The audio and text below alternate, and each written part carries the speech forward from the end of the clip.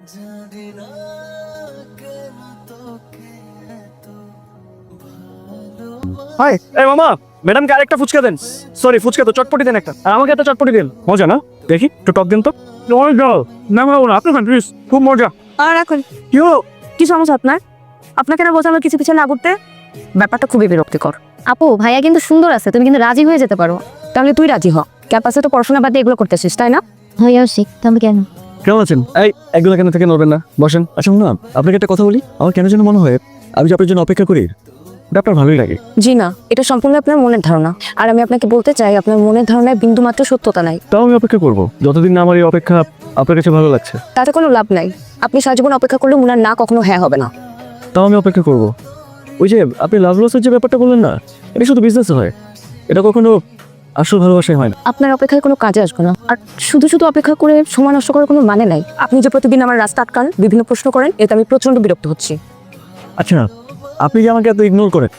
আমাকে দেখলে না দেখে চলে যান, আমি আপনার পিছু নিলে আপনি তাড়াতাড়ি দৌড় দিয়ে চলে যান। আপনার মনে কি এতটুকু মায়া লাগে না আমার জন্য? না, জন্মায় না। এই মুহূর্তে আমার পড়াশোনার, আমার জব ছাড়া আমার জীবনে কিচ্ছু নাই।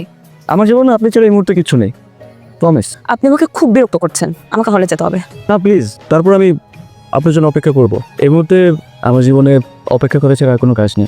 আমার যেন কোনো বিপদে পড়তে না হয়, এর জন্য আমি টিউশন না করে জব করেছি। আর সেখানে আপনি আমাকে প্রতিদিন বিভিন্ন জিনিস নিয়ে পথ আটকান এবং বিভিন্ন প্রশ্ন করেন। আমি খুবই ক্লান্ত, আপনি কি এটা বুঝতে পারেন? আপনি থাকেন। এক্সকিউজ মি, আপনি কি আমাকে দেখেও না দেখার বান করছেন বাই এনি চান্স? না দেখা তো কোনো কারণ নাই।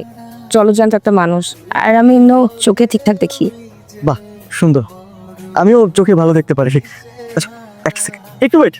আমি আসলে আপনাকে একটা কথা বলতে চাচ্ছিলাম। বলুন। আমরা এখানে না কথা বলি, আমরা বরং কফি খেতে খেতে একটা কফি শপে যেয়ে কথা বলতে পারি কিন্তু। আমি কফি খাই না, আমার একটু তাড়া আছে। তাহলে তো চা চা তো খান আপনি নিশ্চয়ই। আমি চাও খাই না। কি বলবেন এখানেই বলেন। চা খান না? এখানেই বলবো? বাহ, কি সুন্দর দুটো লাভ বার্ডস না? মনে আমি তোমাকে অনেক ভালোবাসি, আমি তোমাকে ছাড়া থাকতে পারবো না প্লিজ। আমি তোমাকে অনেক বেশি ভালোবাসি। দেখুন, আমাকে একদম বিরক্ত করবেন না। সারাদিন ক্লাস করে জব করে এখন আমি বাসায় যাচ্ছি, আমি খুবই ক্লান্ত। আপনি এগুলো একটু নিন প্লিজ। আপনি এগুলো নিলে আমি চলে যাবো, আই প্রমিস। আপনাকে কতবার করে বললে আপনি বুঝবেন? আমি কি হিপনোসিসের কথা বলছি?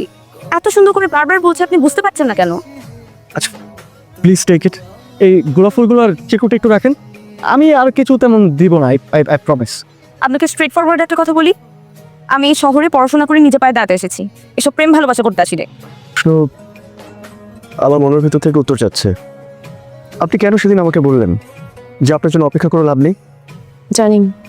আপনি অবশ্যই জানেন, তার মানে চান্স নেই, অন্য কারো চান্স আছে। আর আমার যে চান্স নেই এই ব্যাপারে আপনি শিওর, তাই তো? সেটা আমি কাকে বলেছি? কিন্তু এটা মিনিং তো এটাই দাঁড়ায়, তাই না?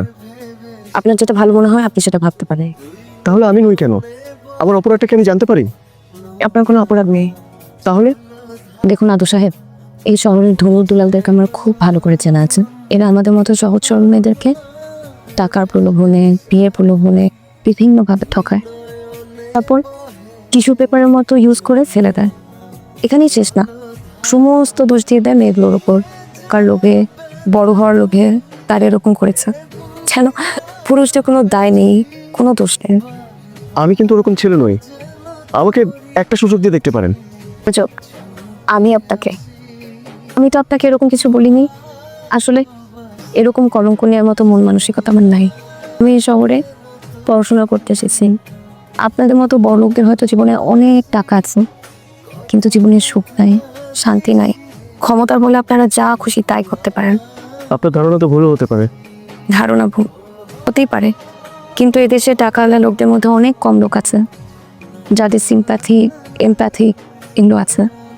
তাহলে আমার অপরাধটা হচ্ছে আমার বাবা একজন ধনী লোক, আমি জন্মগত একজন ধনী পরিবারের সন্তান।